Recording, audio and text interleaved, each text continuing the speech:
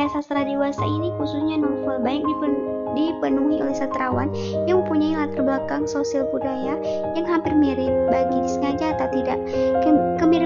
Kemiripan itu menimbulkan anggapan bahwa sastrawan tersebut masih memperhatikan dan mempertimbangkan karya sastra sebelumnya.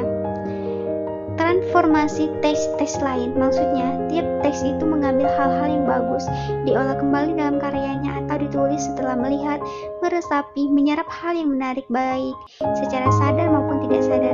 Setelah menanggapi teks lain dan menyerap konvensi sastra, konsep estetik atau pikiran-pikirannya, kemudian mentransformasikannya ke dalam karya sendiri dengan gagasan yang diserap itu dapat dikenali dengan membandingkan teks yang menjadi hipogram yang dengan teks baru ini. Teks baru atau teks yang menyerap dan mentransformasikan istilah itu disebut teks transformasi. Kemudian di sini tujuan penelitian, yang pertama itu untuk mengetahui pengertian PUBI, dan kedua untuk mengetahui kesalahan buku, ketiga untuk mengetahui apa sih kesalahan buku itu. Kemudian ada 4 penelitian. Yang pertama, agar mahasiswa dapat mengetahui apa yang dimaksud dengan PUEBI. Yang kedua, mengetahui tentang kesalahan buku, dan ketiga untuk mengetahui contoh-contoh kesalahan buku. Kemudian di sini ada landasan teori atau pengertian PUEBI.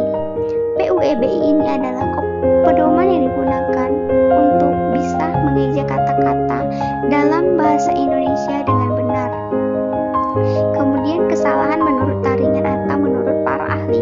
Menurut Taringan, analisis kesalahan adalah suatu prosedur kerja yang biasa digunakan oleh para peneliti dan guru bahasa yang meliputi pengumpulan sampel, mengidentifikasikan kesalahan terdapat dalam sampel, penjelasan kesalahan tersebut, mengklasifikasikan kesalahan itu berdasarkan penyebabnya, serta mengevaluasikan atau penilaian taraf keseriusan itu, pengajian sengaja aspek kesalahan. Kemudian di sini ada penutup. Di penutup ini ada jenis penelitian atau hasil penelitian. Yang pertama itu jenis penelitian. Jenis penelitian ini yang digunakan dalam menganalisis hubungan interstase LV karya Andrea Hirata dan karya Ahmad adalah metode kualitatif. Objek penelitian adalah unsur yang sama-sama dengan sasaran penelitian yang membentuk data dan konteks data. Objek dalam penelitian ini adalah intertekstual novel Negeri 5, Menara karya Ahmad Puandi, dan Laskar Pelangi karya Andrea Hirata yang dapat berkaitan dengan unsur peristiwa dan perwatakan cerita. Kemudian data dan sumber data. Data dalam penelitian kualitatif adalah data deskriptif yang berupa uraian cerita, ungkapan, pernyataan, kata-kata tertulis, dan perilaku yang diamati. Data dalam penelitian ini adalah susunan bahasa kata kalimat yang ungkapannya dalam setiap paragraf dapat dalam novel Laskar Pelangi karya Andrea Hirata dan Negeri. Menara karya Ahmad Puandi yang mendeskripsikan dan membuktikan intelektualitas unsur peristiwa dan perwatakan cerita. Kemudian ada hasil penelitian. Yang pertama itu judul. Ibarat pintu gerbang, judul merupakan jalan masuk menuju tulisan. Sebelum membaca isi, orang pasti akan membaca terlebih dahulu sebuah judul.